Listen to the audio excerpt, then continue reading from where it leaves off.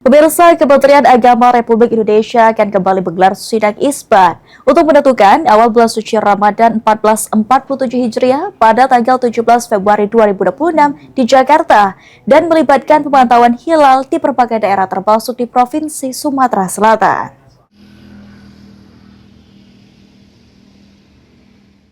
Menjelang datangnya bulan suci Ramadan, Kementerian Agama Republik Indonesia bersiap melaksanakan sidang isbat untuk menetapkan awal masuknya bulan Ramadan 1447 Hijriah. Hal tersebut disampaikan oleh Abdul Qudus, Humas Kantor Kementerian Agama Provinsi Sumatera Selatan, menjelaskan bahwa sidang isbat akan digelar pada tanggal 17 Februari 2026 di Kantor Kementerian Agama Republik Indonesia Jakarta, mulai pukul 16 waktu Indonesia Barat hingga menjelang maghrib.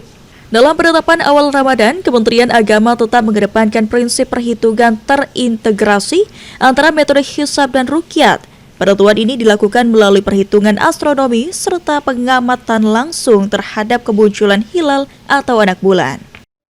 Untuk sidang isbat penetapan 1 Ramadan tahun ini, itu rencananya insya Allah akan dilaksanakan pada tanggal 17 Februari. Sidang isbat itu dilaksanakan oleh Menteri Agama beserta jajaran di Kantor Kementerian Agama Jakarta, akan dimulai sekitar pukul 16 sampai maghrib.